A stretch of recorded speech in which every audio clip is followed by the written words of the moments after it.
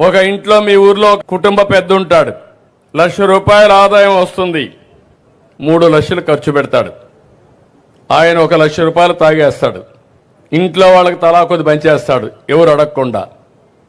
2-3 ఏళ్ల తర్వాత ఏమవుతుందంటాను, అప్పులోళ్ళు ఇంటికి వచ్చి జప్తు చేసే పరిస్థితి వస్తుంది, బజార్లో పడే పరిస్థితి వస్తుంది. అదే జరిగింది. ఈరోజు నేను అప్పడిగితే అప్పు ఇవ్వమనే పరిస్థితికి వచ్చారు.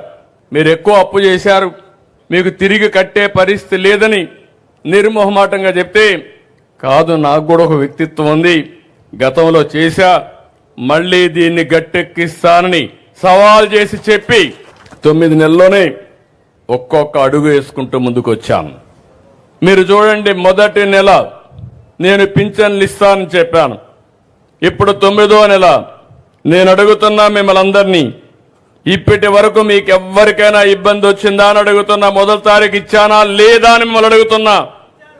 ఇచ్చారంటే చేతులు పైకెత్తండి. అంటే నేను చెప్పిన మాట నిలబెట్టుకోవడానికి ప్రతి గంట పనిచేస్తున్నా, ప్రతిరోజు పనిచేస్తున్నా, నెలలు లెక్క పెట్టుకుంటున్నా. నేను పరిగెత్తున్నా, మా అధికార యంత్రాంగాన్ని పరిగెత్తిస్తున్నా, ప్రజాప్రతినిధులు కూడా చైతన్యవంతులు చేసి ఈ కార్యక్రమంలో భాగస్వాములు చేస్తున్నాం.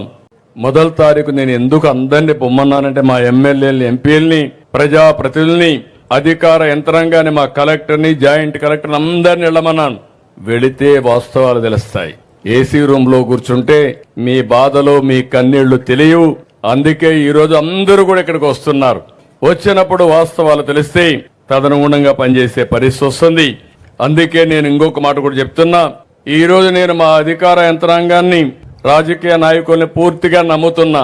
కానీ నేను వీళ్ళు కరెక్ట్ గా చేస్తున్నారా లేదా అని కూడా టెక్నాలజీలో చూసుకుంటున్నా. నేను పింఛన్ ఇమ్మన్నాను, పింఛన్ ఎక్కడిచ్చాడో 3వ కన్ను పెట్టి నేను ఎక్కడున్నా పర్యవేక్షిస్తున్నాను. అది టెక్నాలజీ. ఎవరైనా ఒక వ్యక్తి పింఛన్ ఇస్తే పింఛన్ ఏ సమయంలో ఇచ్చాడు, ఎక్కడిచ్చాడు, ఆ ఇంటి దగ్గర ఇచ్చాడా, లేకపోతే వీళ్ళింటికి రమ్మన్నాడా, లేకపోతే సెక్రటరియట్కి రమ్మన్నాడా అని మానిటర్ చేసే మెకానిజం పెట్టాను. దీనివల్ల ఎవ్వరు కూడా తప్పించుకోలేరు. ఈ రోజు మీరు చూస్తే 7 గంటలకు ప్రారంభించాం, 10-11 గంటలకు 10కే 80% పింఛన్లు డిస్ట్రిబ్యూట్ చేశారంటే మనస్ఫూర్తిగా అధికార యంత్రాంగాన్ని అభినందిస్తున్నా. పేదవాళ్లకు మీరు అండగా ఉండండి, మీకు తోడుగా నేను ఉంటానని అధికార యంత్రాంగాన్ని కూడా విజ్ఞప్తి చేస్తున్నా. నాకు కావాల్సింది ఒకటే, ఈ పేదవాళ్ల జీవితాల్లో వెలుగు రావాలి. మీరు ఆనందంగా ఉంటే చూడాలని ఏకైక కోరిక